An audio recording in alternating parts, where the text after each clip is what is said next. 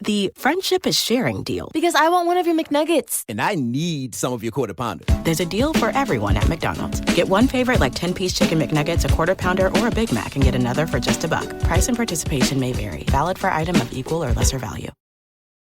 This episode is brought to you by Progressive. Most of you aren't just listening right now, you're driving, cleaning, and even exercising. But what if you could be saving money by switching to Progressive? Drivers who save by switching save nearly $750 on average, and auto customers qualify for an average of 7 discounts. Multitask right now. Quote today at Progressive.com. Progressive Casualty Insurance Company and Affiliates. National average 12-month savings of $744 by new customers surveyed who saved with Progressive between June 2022 and May 2023. Potential savings will vary. Discounts not available in all states and situations.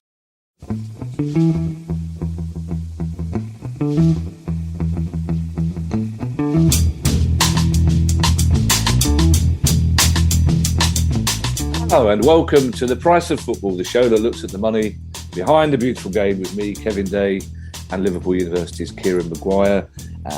Full disclosure, Kieran, I think there is every possibility that you might not be listening to this out there, everybody, because I'm in Edinburgh, crouching on the 4th floor of a tenement building, trying to get a signal. I'm using Ali's laptop and her iPad to do this, which are both state of the art, which means I can't really work them. She's pacing up and down because she can't work for an hour up here because I'm using her laptop and iPad. And producer guy's on holiday. So the chances of Kieran and I actually getting all this stuff out to you is intriguing. But yeah, we can make it. Perhaps we can call this Venue 99 and charge people to see this as an Edinburgh show. 2 middle-aged men trying to work out technical stuff. How are you, Kieran, down there in Brighton with your 3 points? I'm going to be irritatingly cheerful throughout this episode, following what happened on Sunday. I'm not. With Fulham drawing, Bournemouth winning, Ed came home 2:00 in the morning, Sunday morning, woke me up and said, "Have you seen the results?" It's already day one, and we're already looking at other teams around us. It's terrible. Well, anyway, we have some news today, Kieran, and in the absence of Guy, we've had there's Finley coming in because he's heard Venue 99's got 2 for 1 today. Dogs welcome. In the absence of Guy, we've had to choose the news as well, Kieran. So I know. it may not be the most headline of stories. The first one is a big story, though, Kieran. Spanish clubs have only registered 34 out of 90 players signed this summer due to cost control regulations. So they've signed them, paid money for them, but they're not eligible to play at the moment. Yes, and you would think that would be quite an important thing, given that they've had to go and pay the fees for the players. They're having to put the players on the payroll. But under La Liga's rules, the way that it works is you have to submit to La Liga evidence of the loans that you've got to repay over the course of the next 12 months, your committed payments in terms of the day-to-day overheads and the non-playing staff at the club.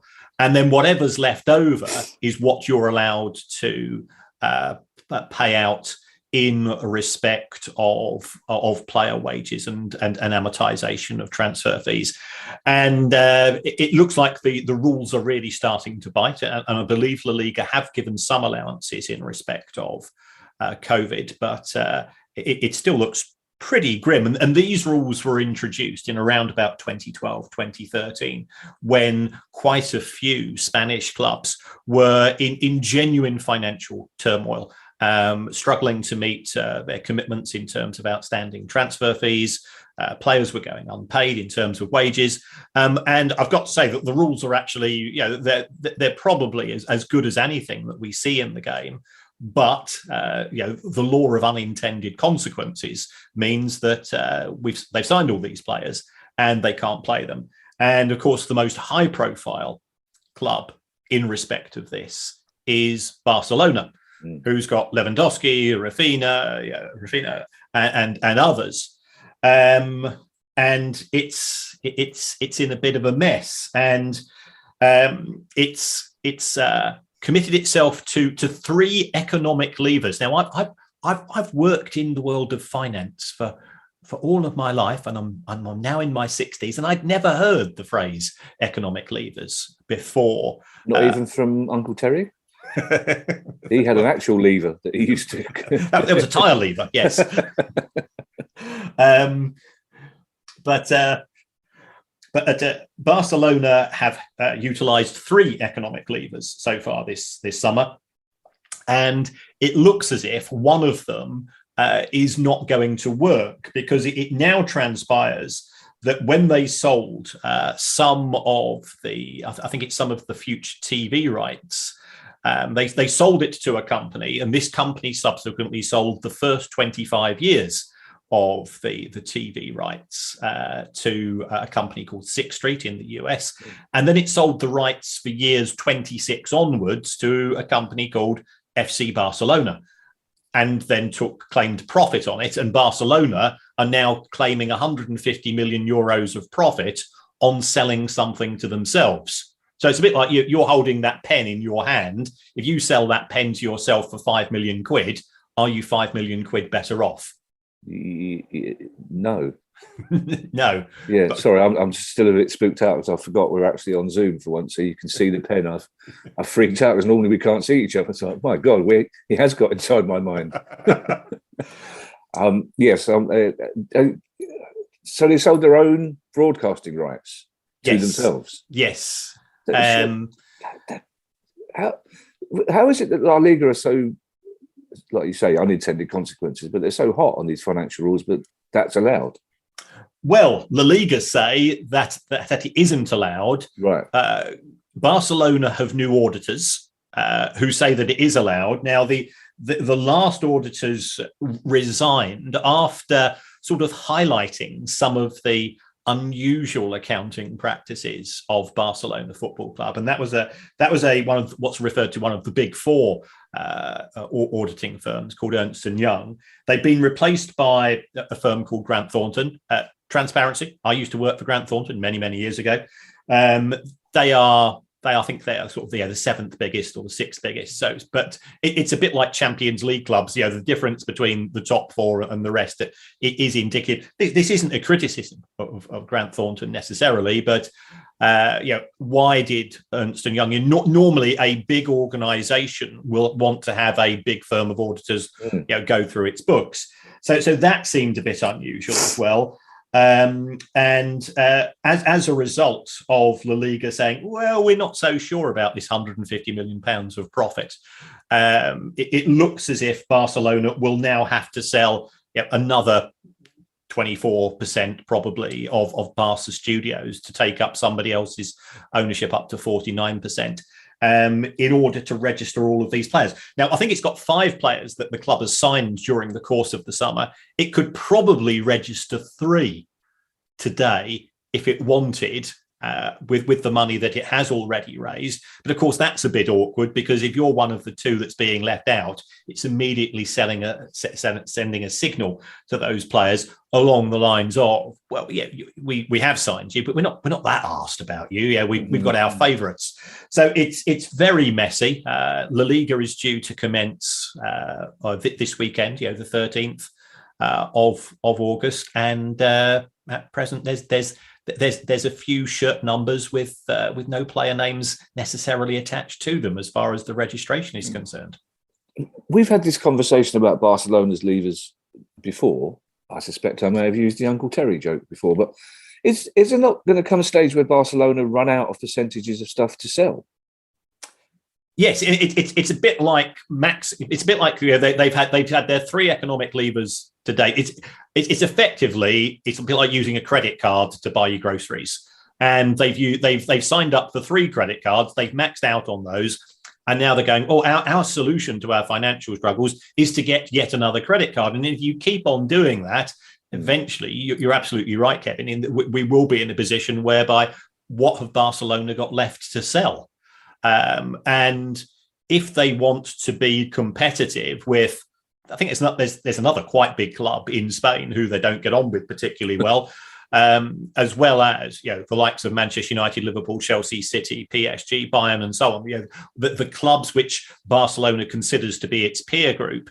if all of those clubs are able to keep 100% of their income going forwards, but Barcelona have sold off 25% of broadcasting and 25% of merchandise and X% of this, that, and the other, in 3 or 4 years, Barcelona are up against it because they don't have as much money coming in because they've effectively sold off the future rights. And it's not the same as what we necessarily see in the Premier League, where you might have a club say, well, I'm going to cash in on the next couple of years of Premier League money. The Premier League deals tend to be 2 or 3 years. Barcelona's selling future rights for tens of years, which really does cause issues going forwards.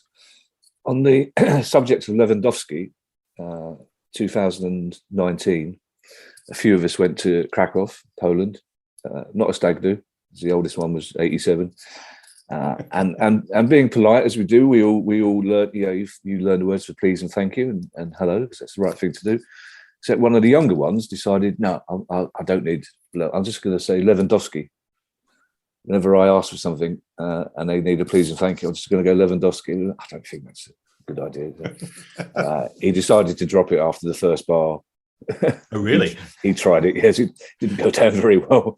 Just the lad behind the bar speaking in impeccable English, wondering why this little tubby fella was going, Lewandowski. I feel, do you know what? I'm using Ali's earphones as well. I haven't got my big Craig David headphones in. I feel slightly naked. This is a very strange experience. We've spoken recently, Kieran, about Plymouth's shirt sponsors and Wigan's shirt sponsors and what brilliant altruistic gestures they have been. I think it's safe to say that Barnsley's new shirt sponsor doesn't fall quite within those parameters. A company that calls itself the world's first certificate, as my gran used to say, the world's first certificate of deposit on the blockchain. I take it that's not the company's name, because that's going to take up a lot of the shirt, basically.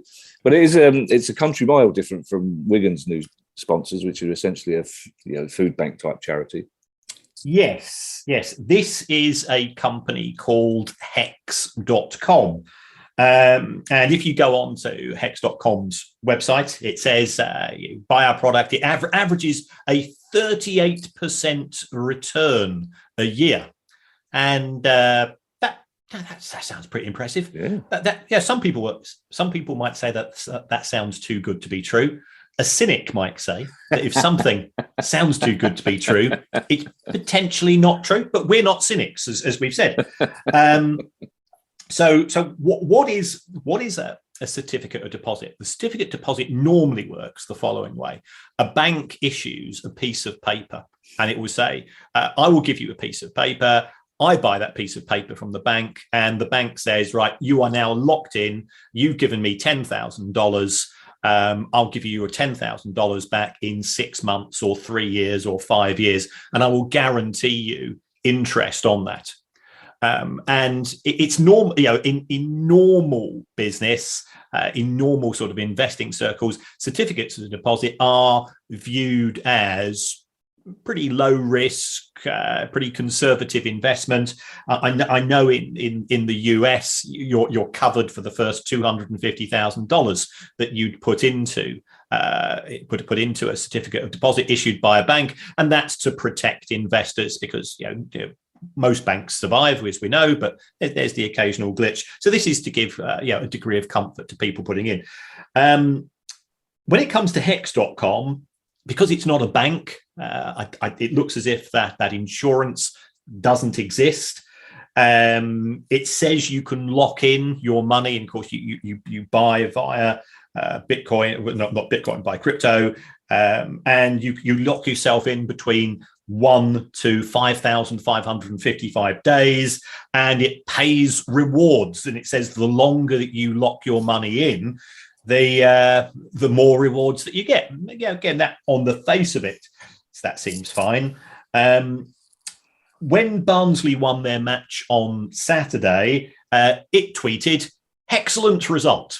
Okay, yeah, that's okay. I get that. New sponsor and so on. I think it's fair to say I expressed a modicum of caution with regards to the sponsorship, and the the followers of Hex.com who call themselves Hexagons. Nice. And this is, I'm in on the joke. I've got a sense of you. I think it's fair to say that the following of Hex.com is a bit cult-like. It's a bit like the Church of Scientology. Mm-hmm. And for the next 48 hours, I was pretty much, took a hammering on social media, which is fine. I've got my big boy pants on. I can deal with that. And getting some mysterious messages and so on. Hex.com is run by a guy called Richard Hart, and he's got stuff out on social media where he goes around and he shows people his fast cars and his Gucci clothing and his bling and so on. I'm thinking, well, fair play to you. You've done well out of this. If somebody's doing really well out of a product, it might indicate that other people are not perhaps doing quite as well. And if I've had to lock my money into Hex.com for a long period of time, does that mean that Hex.com is going to be around to pay me out in 5,555 days? The world's rapidly changing one.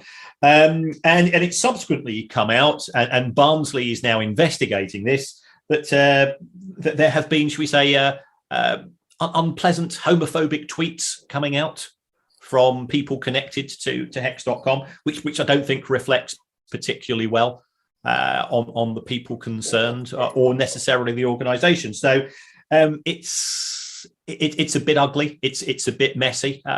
Clubs have to raise revenue. We're fully aware of this, but this particular sponsor arrangement doesn't look great in terms of the nature of the product, and B, sort of the nature of the comments coming from people.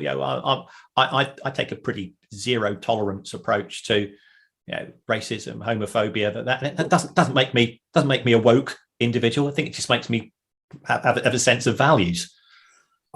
Kieran, I think the person who is proudly holds the record of having donated the second highest entries to Vis's Profanosaurus can definitely not describe himself as woke necessarily. These people who tweeted you, these followers of Hex, which is followers of Hex sounds like some kind of Dungeons and Dragons type game. But do you think they're genuinely followers of Hex or staff members? No, well, I think they are genuine followers. I mean, they certainly their Twitter names would indicate that they are disciples of the church. Sometimes you can spot a bot quite well. And also, there's no reason why I shouldn't be immune from criticism. And it could be that I do know nothing about finance. I hadn't considered that possibility, Kieran. Yeah. It's really, they should try it on with Swiss Ramble. We live in a world where blockchain has got followers. It's just never. Let's get onto some safer ground, Kieran. The sources of funding for the Birmingham takeover are being investigated, which enables me to say, which I haven't done for 2 weeks, Bassini. It's all quiet on the Lawrence Bassini front, which is mixed news, because Lawrence has promised to come on the show once he completes the takeover. So we are looking forward to having a chat with him.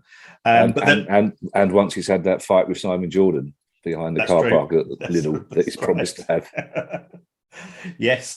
So there are now two potential owners, Paul Richardson and Maxi Lopez, the former Argentinian footballer. And I think initially they were due to buy 21.64% of the shares of Birmingham Sports Holdings from a guy called Von Peck, who sounds a bit like a Bond villain to me. And the remainder over 2 years. Now, it's now gone very, very quiet. And the issue with Birmingham is that the club is listed on the Hong Kong Stock Exchange. So any major transactions you would normally expect to be confirmed by the stock exchange. That seems to have gone a bit quiet. We've now got sort of a broad agreed price, from what I'm reading, of £36 million for the club, plus an extra 10 million if Birmingham are promoted to the Premier League in the next X years. But where is Mr. Richardson and Mr. Lopez getting their money from? This is where it's getting a bit confusing. Apparently, they paid a £1.5 million deposit. There's now accusations, or there's now things that we're reading in the media that the next deadline has been missed, and that perhaps they are now seeking funding, and that funding might be coming from Russian sources via Cyprus. Now, as you know, I've taught in Cyprus on many an occasion, and there are very close links between Cyprus and Russia. If you're a Russian citizen, you don't need a visa, for example, to go to Cyprus. And Cyprus does have a bit of a reputation as being the sort of the money laundering capital of the EU, and I'm not saying that that's right or wrong. So where are we now? Well, clearly the EFL will have to approve any deal, and it could be that they might feel uncomfortable because the EFL have beefed up their rules. They do now seek indications as to where clubs are getting their finance from, where they're getting the funding from in terms of takeovers, to make sure that it's not from sources that they feel uncomfortable with. So there does appear to be a bit of a spanner in the works with regards to this particular takeover. I know producer Guy likes us to maintain a sense of balance, Kieran, but I sense on the money laundering right or wrong argument, we probably plump for wrong. But having said that, with the caveat that, of course, London is the one place that could probably give Cyprus a run for its money as the money laundering capital. Just as a matter of interest, Kieran, the various stock exchanges around the world, do they all abide by the same rules when it comes to transparency, etc., or do they have different regulations for it? No, they're all independent of one another. In order to get credibility with global investment, you do need to run a pretty transparent set of rules, because otherwise, why should somebody in the US put money into a Hong Kong listed company if the people in charge of the stock exchange themselves are running a poor ship? Right. So Hong Kong does have a pretty good reputation.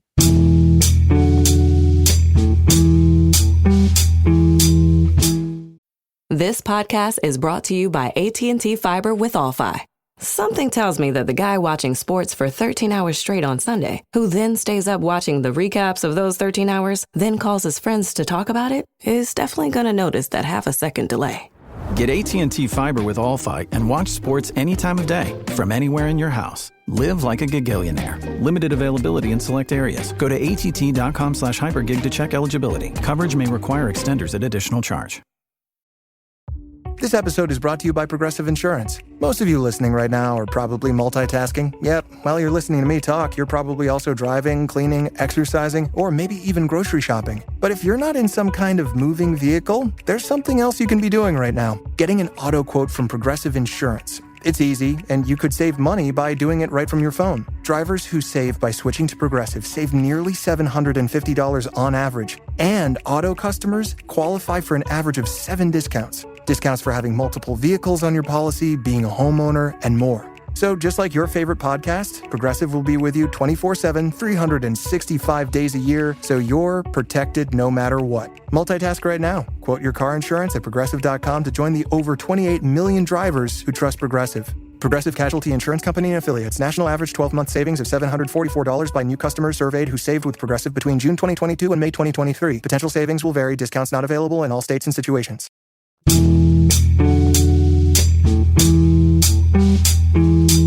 This is a very interesting story, Kieran. The National Crime Agency is investigating the possible involvement of the Albanian mafia and a convicted match fixer over the mysterious Granit Xhaka booking last season. The odd word in that sentence is mysterious when it comes to Granit Xhaka booking. So yes.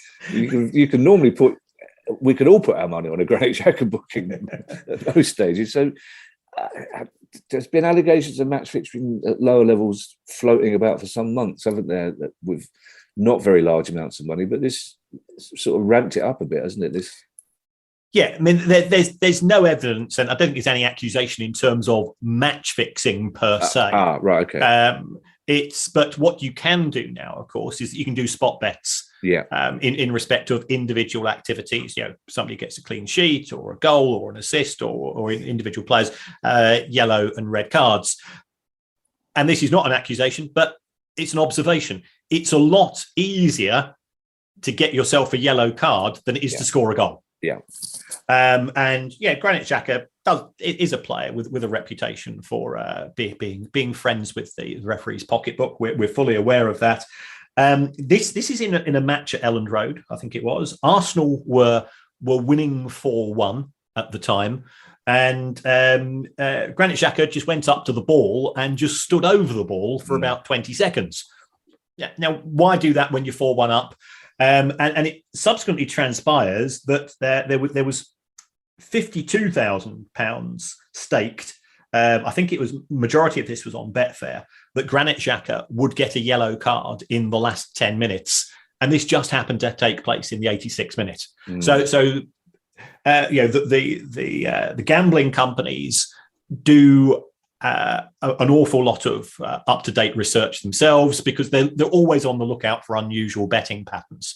So why would so much money go onto Granit Xhaka getting a booking in precisely that time? There's no evidence of any untoward behaviour from the player. We have to stress this. And as you rightly said, Granit Xhaka is a walking a card appeal.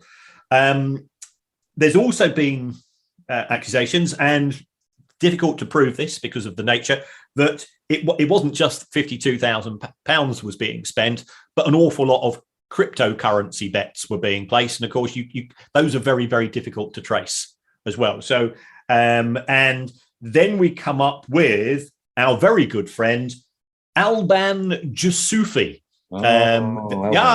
Exactly. Yeah. I've got his name on the back of my shirt as well.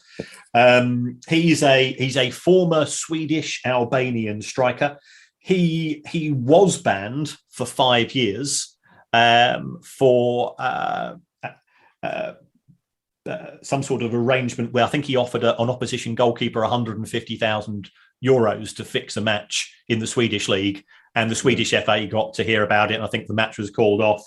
It's alleged that Alban, or Albie to us, he's a mate, the friend of the show. I call him Al. Al, that he bet on this yellow card as well, a substantial amount of money, and made a lot of money on the back of it. So it's an ongoing issue. The match result was unaffected. Granit Xhaka's disciplinary record, I think it's fair to say, wasn't necessarily significantly tarnished as a result of this. So the major losers here would have been the likes of Betfair, and I think it does show that spot fixing is a much bigger issue or potential issue in football than match fixing. If these types of things are taking place, but it will be spotted. The thing with spot fixing, Kieran, it's criminal, it's wrong. The gambling companies make themselves a hostage to fortune by offering, as you say, a myriad of unlikely events that could take place. Now, gamblers will find a way to try and make those unlikely events happen. And there's no point suggesting to Bet365 or Betfair that they stop offering these things, because they'll find something else to offer instead. But they're partly hoisted by their own petard. It's simple as that. Because if you've got a player with a reputation for getting yellow cards, then somebody's going to eventually put some money on that player getting a yellow card. And then it's also not fair to Granit Xhaka, because there are always people who put 2 and 2 together and come up with 5. And I have to say as well, though, Kieran, friends with the referee's pocketbook does sound like one of your Prothanosaurus. I might start working on that one. The FA has introduced new rules to protect the heritage of clubs, which is something we've been banging on about, I think is the technical term, for quite some time. Yes, and fair play to the FA. Would this have taken place had the Tracy Crouch report not been ever published? I'm not so sure. Well, guys away, obviously you're going to crowbar in a story that has a reference to Tracy Crouch and you sitting in a tree, KISSING.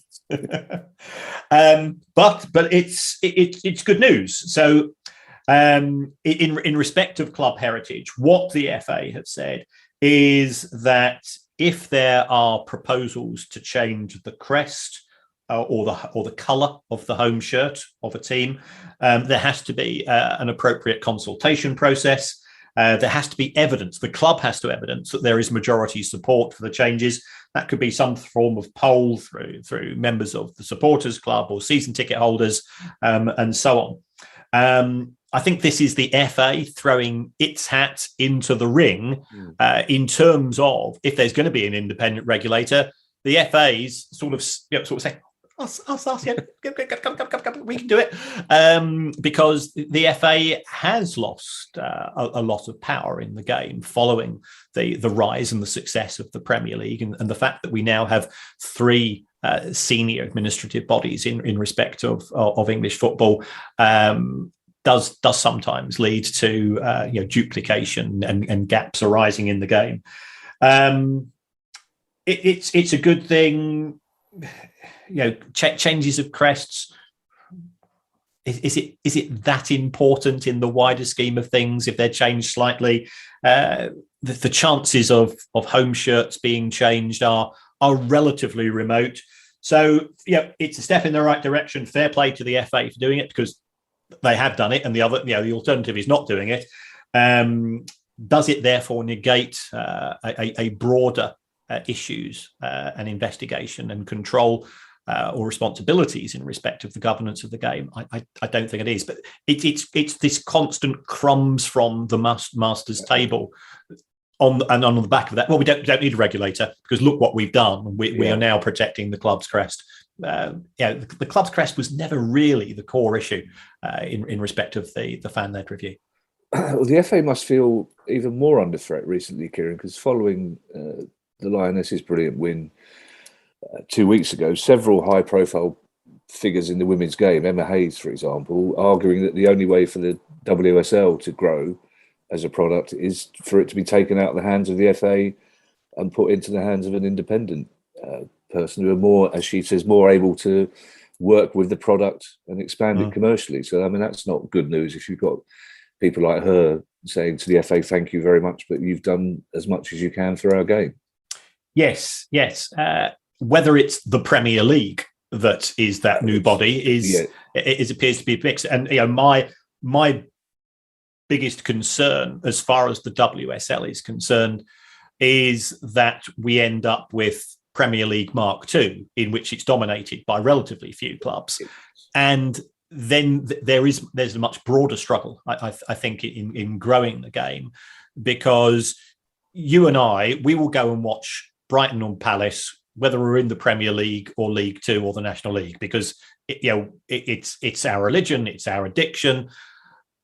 The nature of support in the WSL is that it's an embryo product, and getting that degree of brand loyalty is still a challenge for clubs, and that's part of the problem that they have. The average attendance is only 2,000. You're not going to grow attendances in the WSL and in the Women's Championship if we're getting clubs winning 5, 6, 7-0 on a regular basis when it's Arsenal, Manchester City, and Chelsea coming to town. So that's the real challenge for the game. And who makes those decisions, is down to the clubs themselves to a large extent, because they're all losing money at present. But it is something that has to be borne in mind. Yeah, the Premier League kicked off at the weekend, Kieran. Rather annoyingly, my favourite venue in Edinburgh, which I made a beeline to when I got off the trains. They've got a lovely big open garden. For some reason, it's put a giant TV screen in this year. So I just got there as Brighton scored their second goal. Oh, right. That cheered me up. I've been so excited about getting to Edinburgh. The first thing I see is Brighton scoring their second goal. Forest became the first Premier League club, Nottingham Forest, back in the Premier League, to the delight of their fans, obviously. And also, some of their fans might be delighted by the fact that they're the first club for many years to kick off the Premier League without a shirt sponsor. I mean, that's... I presume there's one on the way, because otherwise there's a big chunk of income missing out there, isn't there? Well, I think, Forest are, if the stories are correct, Forest are holding out for £10 million. That appears to be their asking price. And at present, nobody is bitten. as far as that price is. I've spoken to some people on the commercial departments in other clubs, and they say, well, yeah, if it's a sort of a white label betting sponsor, you're normally looking for somewhere in the region of 6 to 7 million for a club that's just been promoted to the Premier League. Now, Forest will be able to say, well, hold on, we've won the European Cup twice. Surely that means greater value. But the reaction today of potential sponsors, well, we're not convinced, because they're more concerned about how many eyeballs are going to see us, not necessarily the amazing achievements of Forest. When they won those two finals, and of course won the Premier League, they won the old Football League, League One. So they did have a front of shirt sponsor last season called Box T. Box T took over from our very good friends Football Index, who disappeared without trace, and Forest rightly dropped them immediately when issues started to come to light. So I think Box T are a wee bit disappointed that the relationship's not continued at a price which is mutually acceptable. They were certainly willing to bid, but it looks like they've not come up with enough money. So Forest are holding firm. Whether we'll be having this conversation in 3 weeks' time and they've still not got a sponsor, we'll have to wait and see. But it is indicative of that there's not a huge number of industries that are willing to pay big bucks to become front of shirt sponsors, because yes, it increases profile. Does it increase sales of your product? Nobody's ever really managed to come up with that. Do I go and buy American Express travelers checks because they sponsor my club? I don't do that. I don't know anybody that does it. Yeah, well, I know fans of a certain club who would do whatever the opposite of American Express is. Yes. Can you just remind me, Kieran, white label betting company, what does that mean? A white label betting company it's normally a betting organisation registered in the Isle of Man or Malta or Gibraltar, which is based in the Far East. And we know that there's a lot of interest in betting in Asia. And it doesn't have a website as such in the UK, or if you're a UK citizen, you normally can't bet with these, right, because they're just not interested in the UK market. What they're trying to do is to raise their profile in the Asian markets, and the Asian handicap market in respect of gambling is always an interesting one in terms of the odds, and that's where I think this was set up. This was actually set up by Tony Bloom, who owns Brighton. No, he was involved in this, and this is where if Liverpool are at home to Brentford or Forest, Brentford and Forest start off with +2 goals, and then you bet effectively on some sort of equation based on that. So there's quite a few of these, because the big UK gambling companies, with the exception of Bet365, who of course have got historic links with Stoke, and Betway, who've got a very good relationship with West Ham. William Hill, Gat Ladbrokes, Paddy Power, they don't actually do front of shirt sponsorship themselves, because they prefer to use their marketing budget in other ways. Producer Guy is a Man United fan, but he's away, which is why he hasn't stopped us talking about this story. Manchester United are, it says here, celebrating 10 years on the New York Stock Exchange. Kieran, do they have much to celebrate? Well, if you had put £1,000 into Manchester United 10 years ago today, we're recording this on the 10th of August, you'd have less than £1,000 coming back. You'd have about 830. So the value of Manchester United shares over the course of the decade has fallen by about 17%. If you'd put £1,000 into Juventus's shares 10 years ago today, you'd have £2,000 in terms of the value. If you'd invested in the likes of people say to me quite often, why are Manchester United registered in the Cayman Islands and trading in New York? It's Manchester. And part of the reason for that is that when Manchester United were initially listed on the London Stock Exchange, Manchester United's management didn't think that the market really understood Manchester United and undervalued the shares. Well, it looks as if the US markets have a broadly similar approach. And I've done a bit on this. Manchester United have come back and said, well, the stock markets have fallen. I absolutely agree with that. But overall, the Dow Jones index is 89% up compared to 10 years ago. And that's despite the fact in the last 6 months, things have turned bad. So it's not a great performance. Yes, I know Manchester United pay dividends to shareholders. For shareholders, read the Glazers, because they pick up over 80% of those dividends. And other clubs don't do that. But it's not a good performance. And then you've got to ask yourself why. And I do sort of financy stuff as well as the podcast, as you're aware. And if you look at the success of any company, it comes down to the quality of management, the quality of senior management. Why was Apple a success? It was down to Steve Jobs, Mark Zuckerberg for Facebook, Bill Gates and Microsoft, and Elon Musk and Tesla and so on. Therefore, you've got to look at what's happening at Manchester United and say, well, have the Glazers delivered in terms of making the right decisions? They have put money into the club. Lots of people would say to me, Manchester United haven't invested in players. Manchester United have spent as much money over the course of the last decade on players as any other club in the Premier League. I think Chelsea and Manchester City might have spent 20 or 30 million more. That's nothing over a decade. All management is about opportunities and decision making. There's been lots of opportunities for Manchester United.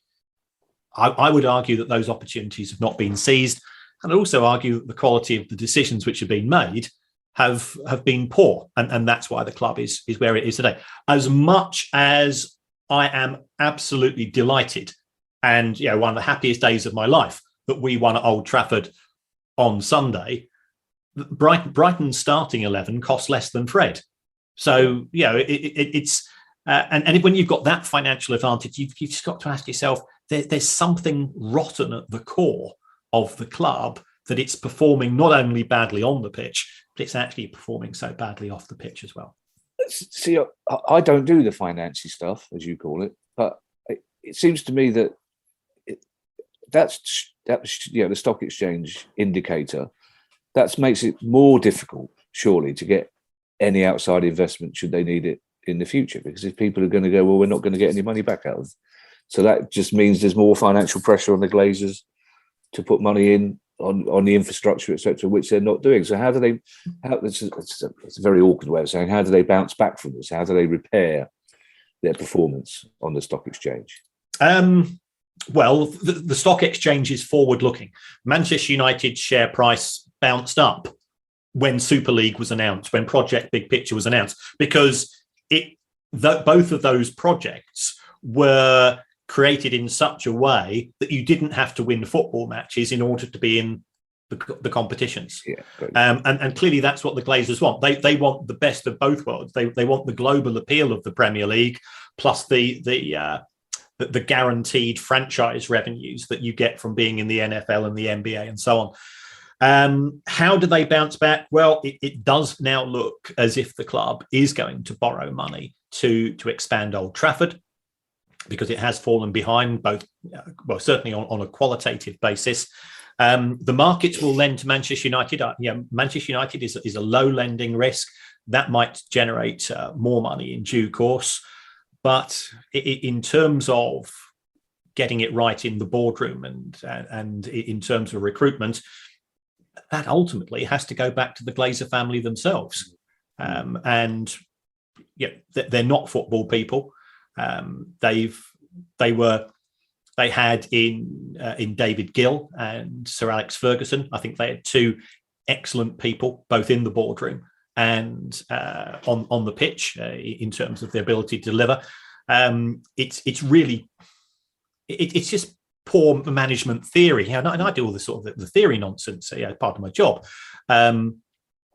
To lose two really senior members of staff at the same time. Yeah. You do succession planning. You make sure that you can cope with bumps in the road.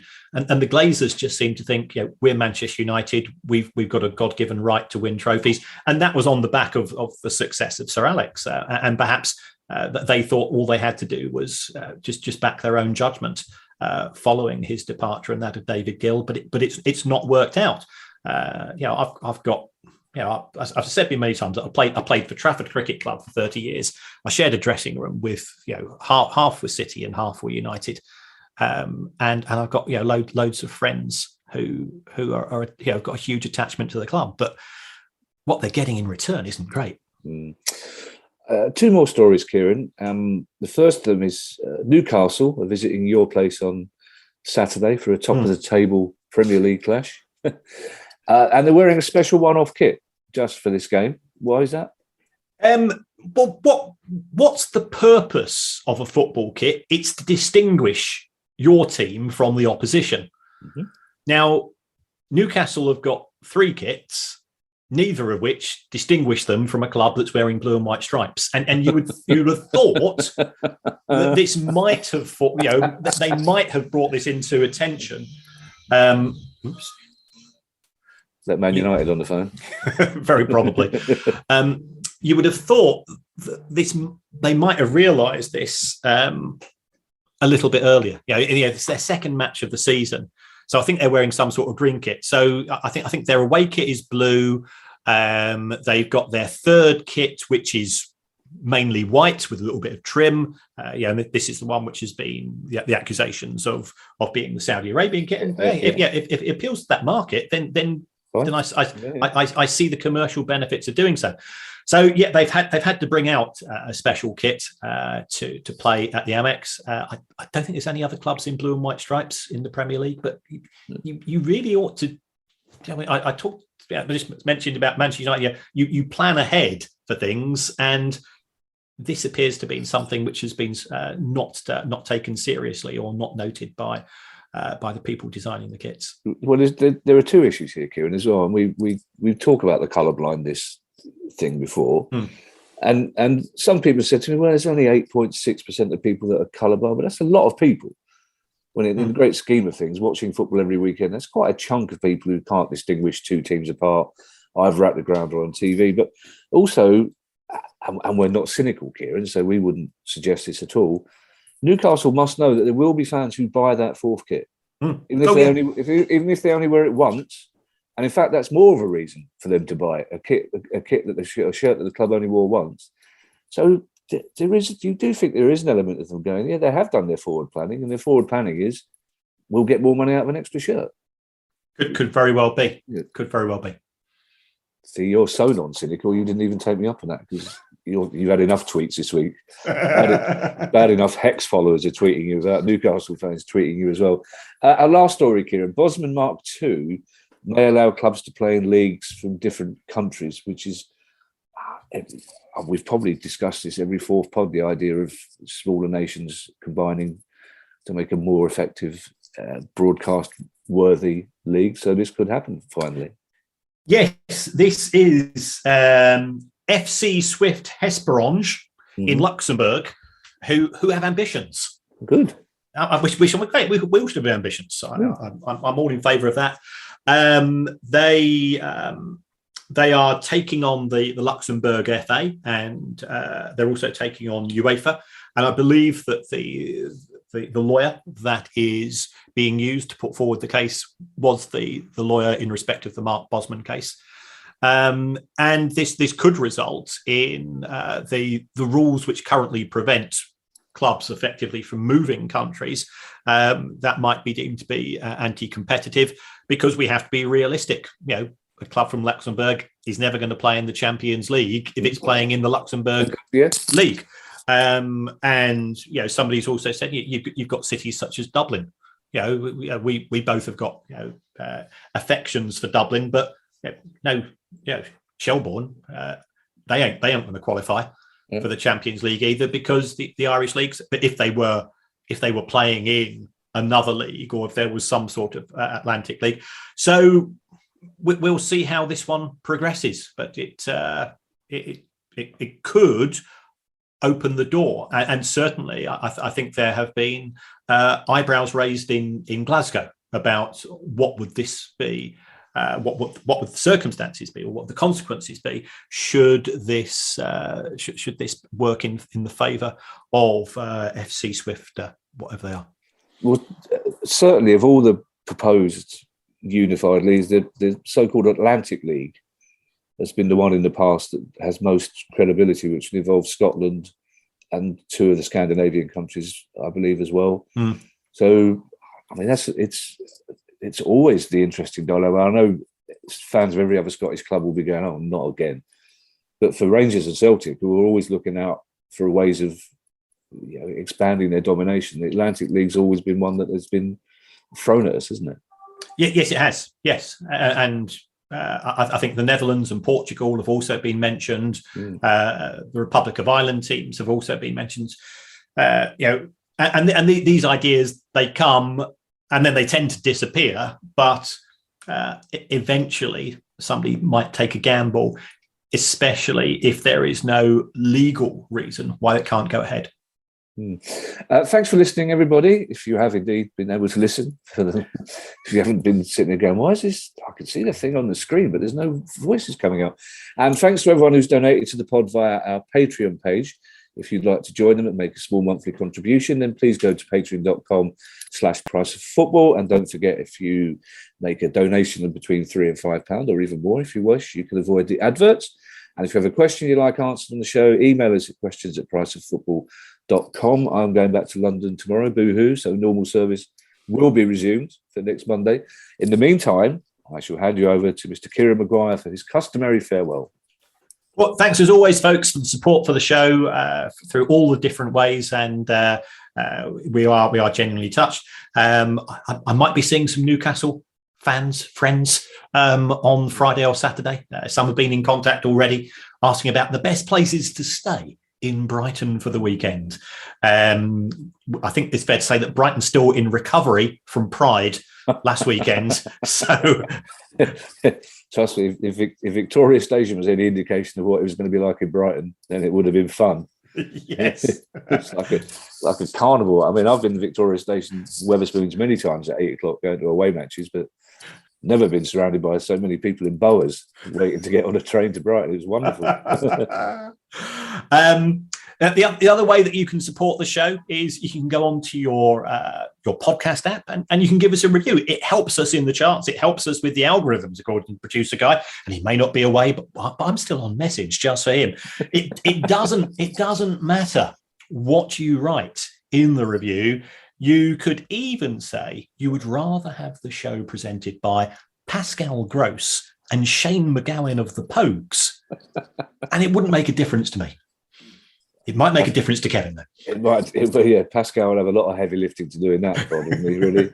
That'd be useful for Bet365 to have a market on how long it takes for Shane to wake up and speak. Bye, everybody. Bye. The price of football.